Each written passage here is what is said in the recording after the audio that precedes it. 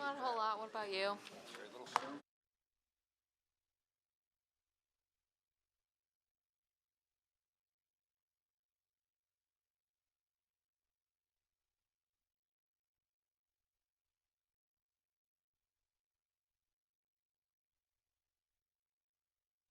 Yeah, and it's coming up again. Just thumbs up to them while we're getting ready. Yeah. Hi, George. Ready to start it up again. Good to see you, sir. No. Good evening, everyone. Good evening. I'd like to call this meeting of the City of Clovis Charter Review Commission to order. And let's begin with a roll call this we had evening. yesterday. Ms. Reyes, can you help us with that? Yes, sir. Mayor Morris, Here. Commissioner Rowley, Here. Heather Bender, Here. George Jones, Here. Sister Yancey, Here. Steve North, Here. Robert Sandoval, Here. Gilbert Stargaro, Here. Vincent Soul, Megan Paula, Here. and Tom Martin. Sorry, Commissioner. Here. Thank you, Ms. Reyes. Next on our agenda is request for approval of minutes from the June 1st, 2021 meeting, the first meeting of this Charter Review Commission. Commissioners, I gather you've had the opportunity to review the minutes. Do you recommend any changes or corrections? Or is there a motion to approve them as they're printed? Motion to approve is printed. We have a motion. Sandoval, second. We have a motion to approve from Commissioner Jones and a second from Commissioner Sandoval. If we could, let's just vote by acclamation. All those in favor of approval of the minutes, say aye. Aye. Those opposed, same sign. Thank you, and the minutes have been approved. Next is public input regarding proposed changes to the charter. And perhaps before we entertain any public input, I would call on our city attorney, Mr. Morris, to just explain. I believe there's a procedure where we would need to swear in folks that wish to give public input. If you could just kind of explain that to us, please, sir. Sure, Mayor. The agenda item should probably just read public hearing, which is what the charter requires. And then a public hearing is, the difference between a public hearing and public input would just be that the public or anyone that wishes to speak would need to be sworn in, meaning they have to swear an oath to tell the truth under penalty of law. So the public hearing is just a discussion. It doesn't have to be anything formal, but it does require any participants, whether they're here in person or on the phone, to swear to an oath, and then we can have discussion for that agenda item. Very good. And so that we follow correct procedure, do we need a motion and a second and a vote to move into the public hearing and then back out? Correct. Okay. All right. Thank you for that explanation. That being said, do we have a motion to move into the public hearing? Motion. We have a motion to move into the public hearing from Commissioner Jones, Second. second from Commissioner Paula. All those in favor, say aye. Aye. Aye. Those opposed, same sign. Thank you. We are now in the public hearing portion of tonight's meeting. Do we have anyone from the public wishing to provide input?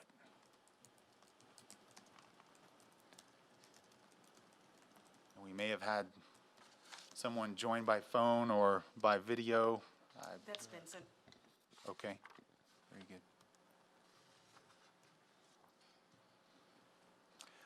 So it looks like we do not have anyone from the public wishing to provide input. Pause for another moment or so, and then I would entertain a motion to adjourn the public hearing.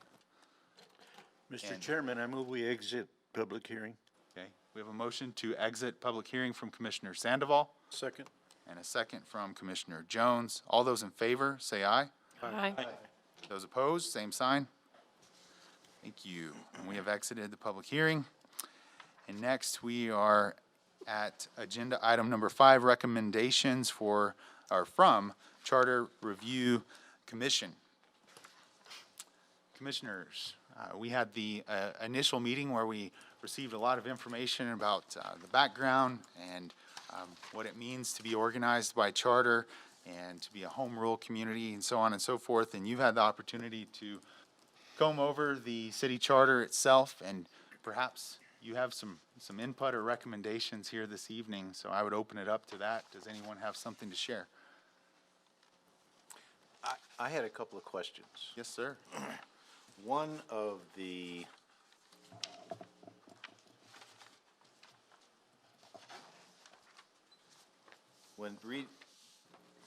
reading through the notes, the minutes, I didn't quite catch why the charter says term limits and why we have chosen to disregard that. Yep, I'll take a shot at explaining that, and if necessary, I'll call on the city attorney to maybe go into more detail if you like, but, it's as simple as this. There was a time when the city, it was decided that the city charter would include term limits for elected officials. However, imposing term limits, imposes, more qualifications on the office of elected officials than the state allows. The term limits are actually not enforceable by state law. Therefore, we don't follow the term limits because, it's not, the state law says that we cannot enforce term limits here locally. Okay. And I can tell that we may need more. Mr. Morris? Well, I- no, I and, can- and I'm not trying to be argumentative, I just kind of want to clear it up, because if I'm not mistaken, the county commission, and maybe the gentleman to your right might be able to shed some input here. And there is But county there's a commission difference. does have term limits, right? And are they just doing it, but they're not enforced? So, underneath the state I mean- statutes, the state constitution actually sets the term limits for the county commission. It's actually been found unconstitutional for municipalities to enforce term Okay. limits. And there's actually a case that Mr. Morris may be able to elaborate on that I believe was originated, the city of Albuquerque had imposed term limits, and that was challenged and ultimately lost in court. Okay. And so, yes, we do have term limits that are recognized in our charter. However, they're unconstitutional, so we do not enforce the term limits. And it's actually an item that it was taken back out to the voters one time to remove from our charter. However, the question failed, and so they remain within our charter. And so what we're actually recommending this review is to try better educate the public on why we can't legally have them within our charter and try to get them actually removed from our charter. Okay, do we have to go to the public to ask them to remove something that's unconstitutional? Which doesn't make any sense at all to me, which is probably why I flunked law in college.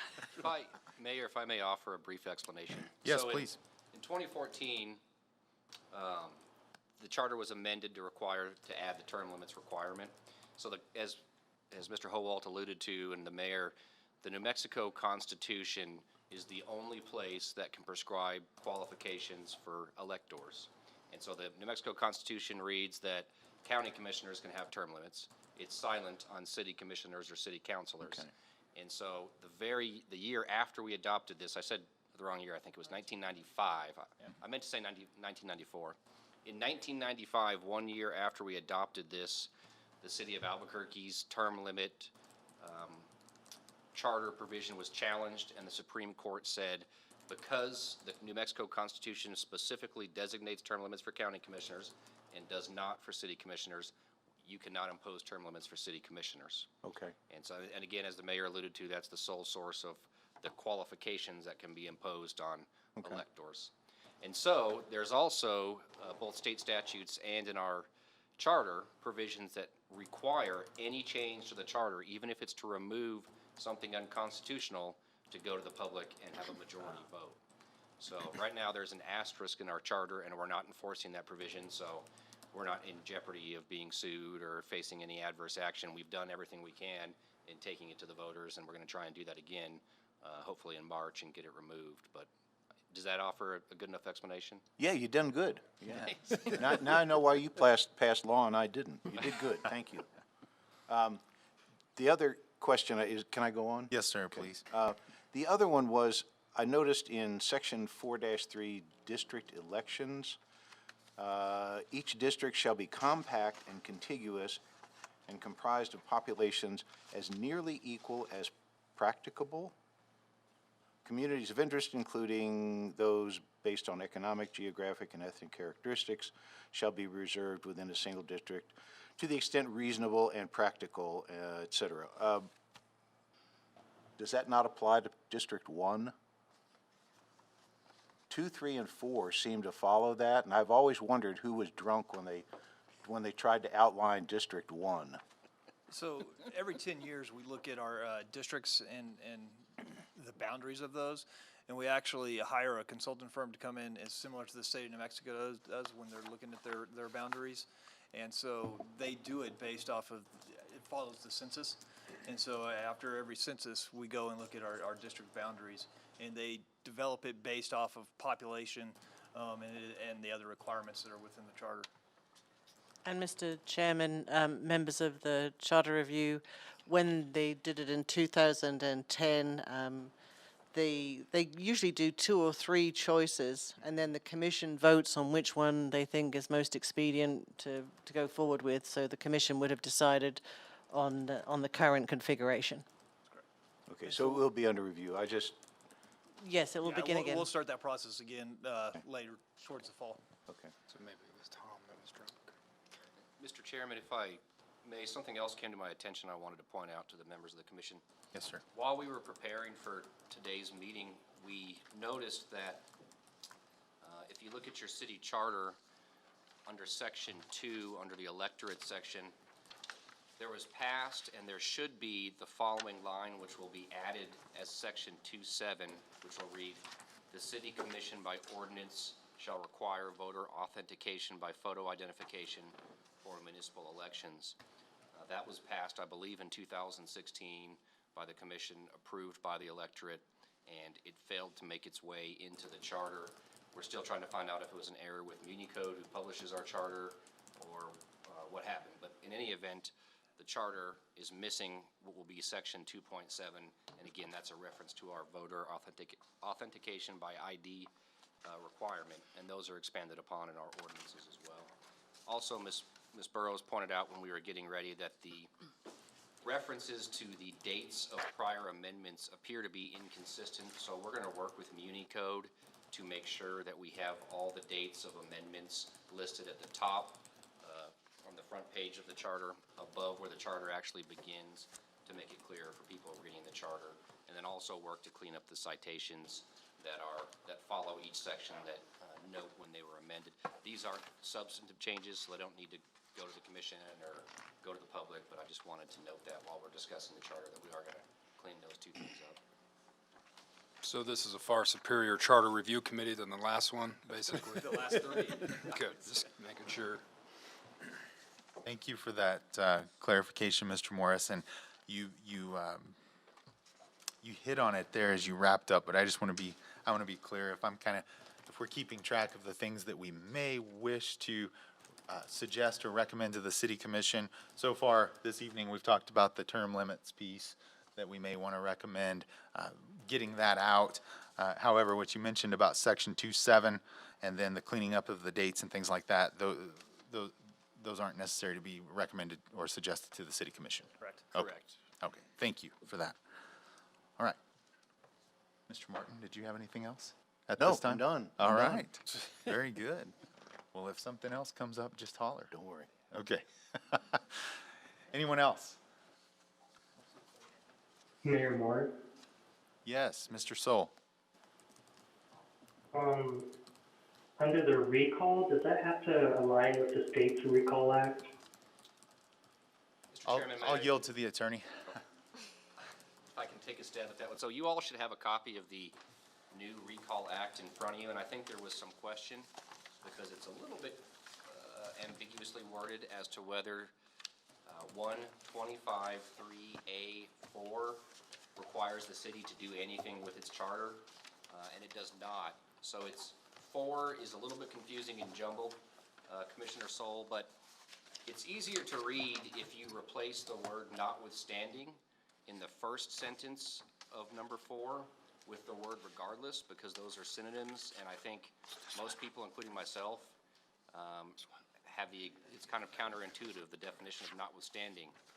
But the legalese, the legal definition, and the way it's used in statutes is synonymous with regardless. So it makes more sense to me to replace that word in my head with the word regardless. And when you do that, it's clear to me that what this act is doing is saying that, look, if you're a home rule municipality and you have your own provisions for recall, then you can use those. If those provisions provide less due process than what's provided for in the state statute in the Recall Act, then you can use the Recall Act.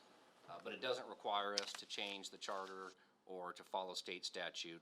In fact, it does the opposite. It tells us directly that if we have provisions in our charter, we can always use them. However, we are allowed to deviate from that to use provisions from the Recall Act if they afford the electors more due process, which they do.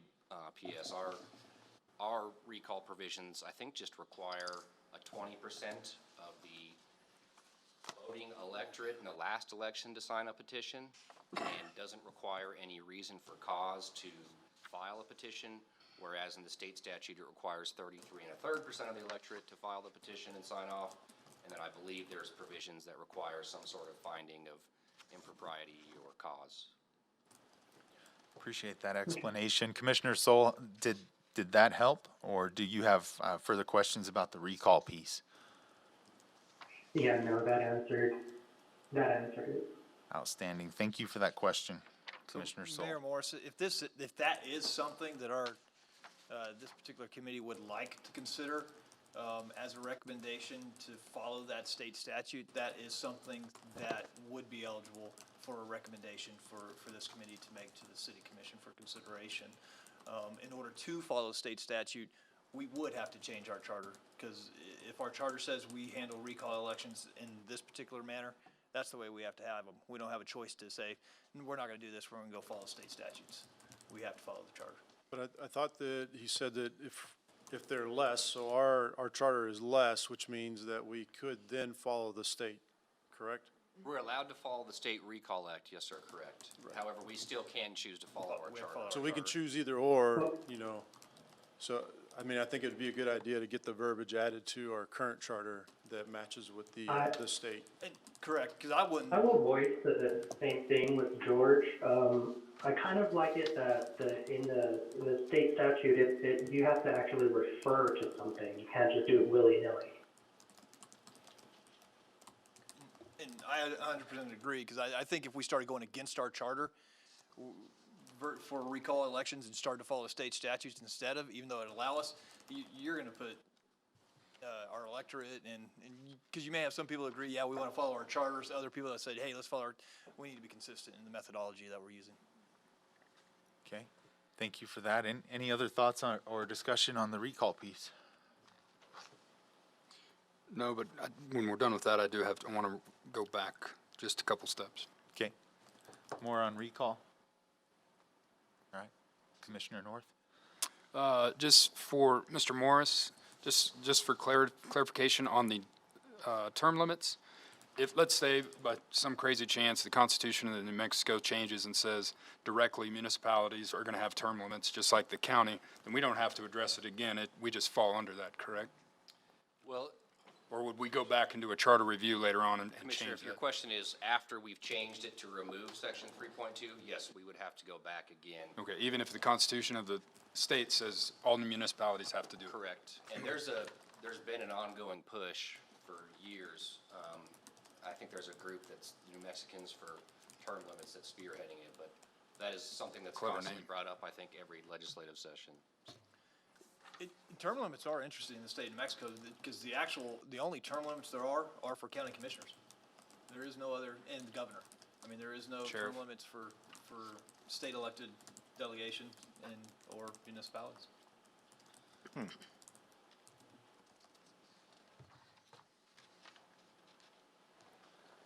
That was all, thank you. Thank you, Commissioner North. Good question.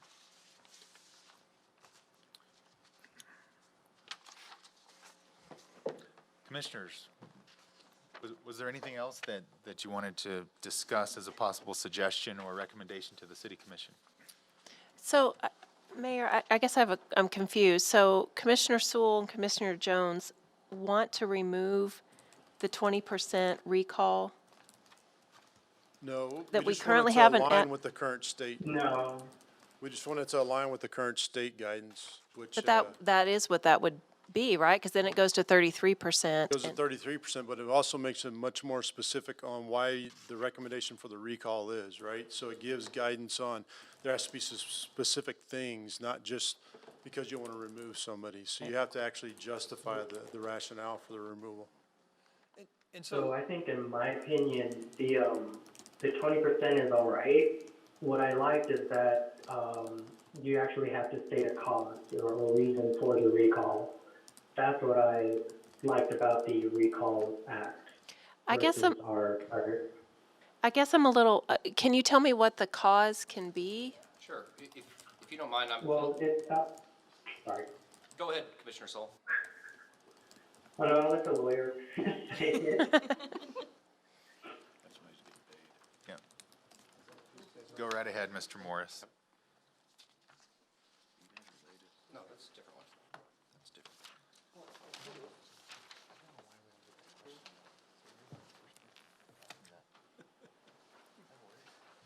I think that just has the.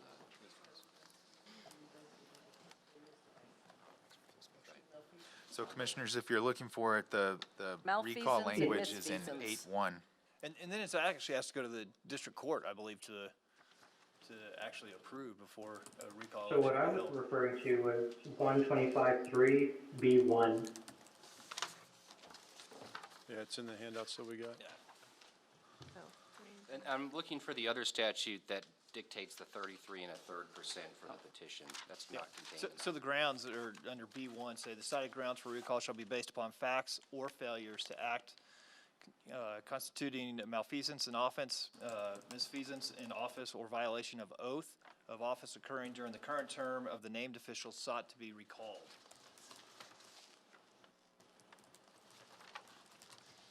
The 33 1/3 is in 125.7C.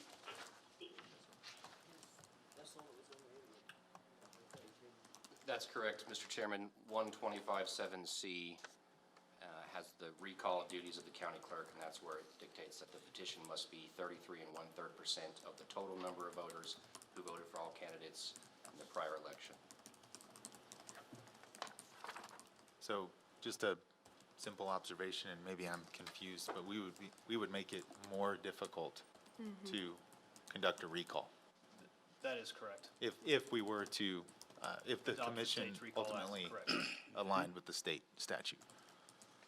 We would be making it more difficult. Okay.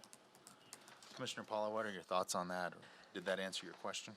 It did, and I don't know if I'm for making it more difficult. Yeah, I'm not sure I am either. Yeah. Thank you for that. And what we'll do is, and obviously, what we can do is send you out the actual statute and what the act says, so you have that to educate yourselves on. And then we can have the discussion again next meeting, and we can set up another meeting so to where that way we can have further discussion regarding the matter. Then we can look at the pros Couldn't we and cons. also adopt that piece of it as far as the grounds and then continue to keep the 20% in there? Because I think it's also fair that we have grounds for removal of an elected official, not just, That's in our right. charter, we don't have specific, it can just be willy-nilly, hey, I don't like this person, you go get, with as many that showed up for election, you go get 100 people to sign the petition and we go to a recall. So I'm more interested in making it fact-based on why we want to remove somebody from office than I am, the number of voting people on the petition. Okay. And Mayor, members of the Charter Committee, just for background on the statute, Representative Dennis Roche, who is one of our representatives, was the one that brought this to the state originally for this change in the language. So if I may, one more question. Yes, please. Mr. Morris, so did you say that if we change it to the state statute, if someone accuses somebody of something and then they want to go forward with a recall, it has to go before a district judge before the recall can proceed?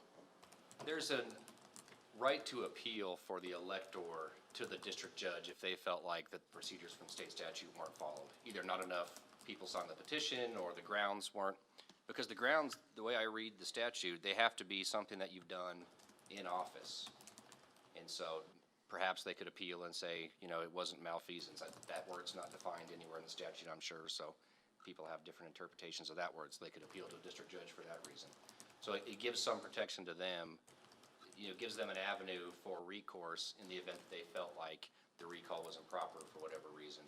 They go to the district judge. And I would add on to that it's not an all or nothing proposition. We don't have to adopt the state statute or nothing. I mean, it seems pretty restrictive to me that it has to be based on malfeasance occurring in office.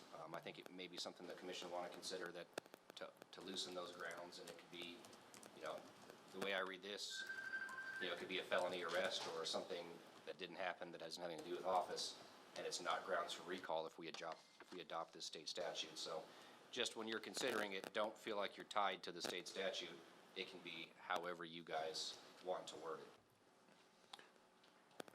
Mayor, if I can. Yes, sir. Interject a thought, excuse me, and I do think it needs to be based on something, not just because the way, you know, somebody ticked somebody off. So I agree with George. I think it is necessary that we have something, some basis. Misfeasance, malfeasance, nonfeasance, but, I guess I'm a little leery of adding that verbiage just because of what we have gone through recently and some of the power that some elected officials have taken on. And I think people have gone in recently and tried to say, hey, you are not performing your job correctly, and they'll argue all day long that they have, and you have no power to then remove them from office. And I feel like if you leave the language out, you still are allowed that power as the people to then say, hey, this is not working for us. You're not doing what's in the best interest of the citizens, even though you're not doing anything of malfeasance in office. But if you take and put the language in there that you have to have something valid, a concern, then you go get your 20% of the voters, and then it goes to recall. Even if they go before I mean, it can still get to the recall point.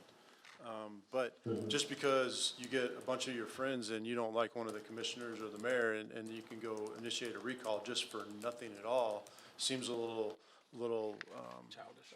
Well, it seems a little brash as well, right? So I think there's a middle ground somewhere in there that we can find. But I don't think just because, you know, Mike made me mad one day, I'm gonna go get 20 of my friends that I play golf with all the time and get to the recall part. I don't think we need to get that. I just think there needs to be something valid. There needs to be a reason that we want to remove them. And then it just goes through the process. Mr. Mayor, Yes, Commissioner Sandoval. I like to look at both sides of the story. And in doing that, I'd like to give you all an example of what happened to me on my term as one of my terms as a city commissioner. I had a constituent in my district that just didn't like me. And that was the only reason that he gave, is that he didn't like me. And I'd like to ask our finance director, approximately how much does a recall election cost? If it's a district one, I mean, it's gonna, Well, for city it's gonna run commissioner. easily. For city commissioner, for a full one, it's about 40,000. Well, we had an election, and no reason. He ended up getting 9 people to vote against me. On the So the petition. city paid buku money to run an election that was very, very minimal, a lot less than 1%, just because he wanted an election. So we might consider that in there also, that anybody can call for, right now, anybody can call for a recall election. Are we as commissioners ready to spend $30,000-$40,000 to have one, just because one man doesn't like another man? So there's always two sides to every story. Thank you, Mayor. Thank you, Commissioner. So it sounds like, this is some great discussion and debate around this recall issue. It sounds like we do need some time to think as this group and come back to it. Mr. Howalt, you mentioned, I think it was while we were on this subject, sending out some information that we could all use in order to do some research. Yeah, certainly. So we'll provide you, it's actually out of the Local Election Act, and it was passed in 2019 by the legislature. But we'll pull the exact language out of there for what they use for recall and provide that to each one of you for you to read. And like Mr. Moore said, it's something that if we wanted to piggyback directly off the state statute, we certainly could. If we wanted to take that language and modify it to meet our needs, we certainly could do that, or we could certainly leave the charter as it exists in form today. So, but we'll get that information pushed out to you. Yeah, thank you for that, Mr. Howalt. Appreciate that. I certainly don't mean to bring an end to the recall discussion if there were others that had something to share on that. I think Yes. I may have given Commissioner Paula an incorrect answer. Commissioner Paula, were you asking about the district court procedures when you begin a petition under the new state statute? So, Or were you asking about the appeal afterwards? no, I guess my question is, say for instance, someone wants to recall me, and they start the petition, and 20% of my district signs the petition. Do they then have to take that to court and have a district judge approve for the vote for then to go to vote? No. So under state statute, you have to take it to court actually under 125.6 before it goes to a vote to determine, a judge would look at it and determine whether or not there's grounds, which I think is kind of a gatekeeping measure to keep municipalities from having frivolous recall elections and spending a bunch of money. So no, we don't follow the state statute. Our recall provisions are contained in the charter, I think in section 8. But that is, if we followed state statute and we didn't have our own recall provisions, that step actually comes before the vote and before the election. Okay. District court looks at it. Okay. All right, thank you for that. Commissioners, as you had the chance to review the city charter and think about possible suggestions that you have, of course, this evening we've talked about term limits. We've also talked about the recall language. Are there other items that you would like to bring up for discussion here this evening that could potentially wind up being recommended to the commission? City Mr. commission, Chairman? that is. Yes. I have two. So under 2-1 under electors, it's just I think it's a typo toward the end of the sentence. It says city election and may be candidate. I think there should be an a candidate. Okay.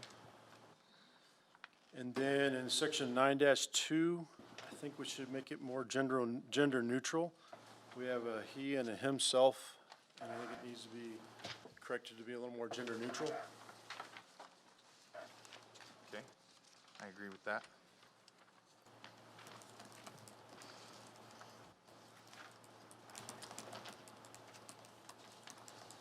Mr. Chairman, if I can, Ms. Burrows also noticed there are inconsistent gender identifications, I think, throughout. There's other places as well where it uses he and her and his and so. It's something that we noticed as well.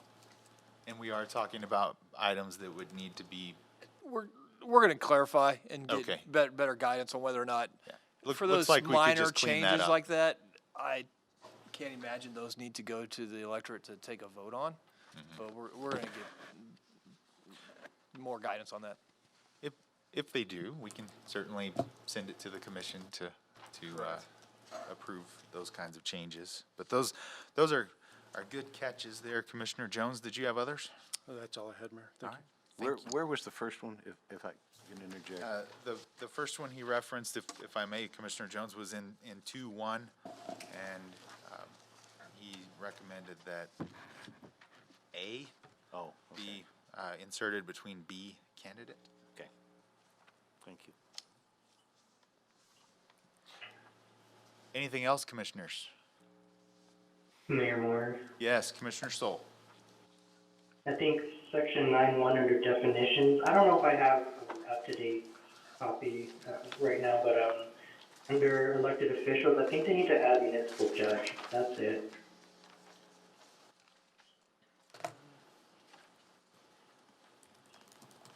Okay, thank you for that, Commissioner Stoll.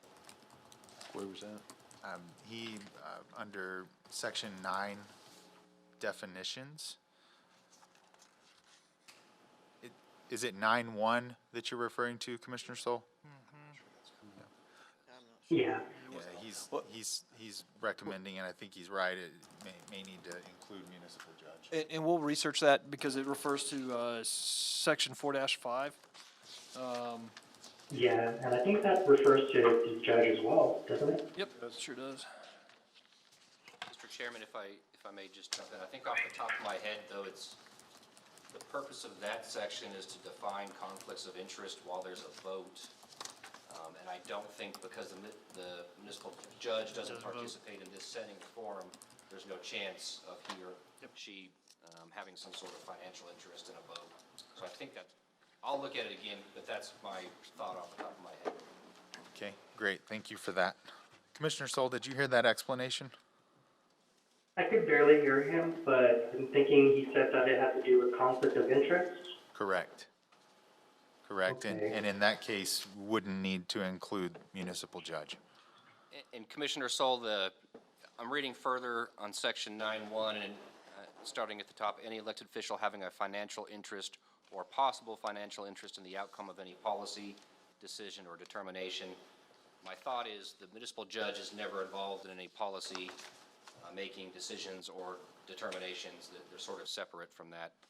So that may be why they were removed, but I'll look at it. Okay, all right. That just made me think about the Governmental Conduct Act. Like, does the municipal judge fall under that in that case? Okay, very good. Commissioners, any other items to bring up this evening so that all of this can be researched and thought about between now and our next meeting?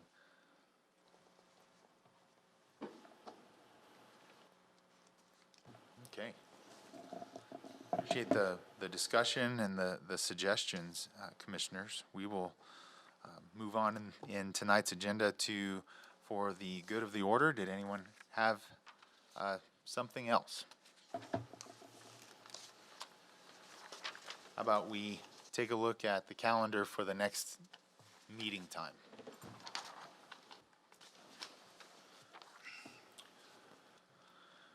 Would Mr. Howald or Ms. Burrows have a suggestion about the amount of time we would need for some of the research and things that we need to work on? Mayor, looking at the calendar, I could suggest Tuesday, the 29th of June. And we could meet earlier at 5:15 if that would work. Okay. Just kind of a That would give us quick time. look at the and- calendar. How about Tuesday, June 29th at 5:15? Sounds good. No, I'm just asking you. Seems to work with everyone, so we'll pencil that in, June 29th, Tuesday, June 29th at 5:15 for the next meeting. Anything else for the good of the order?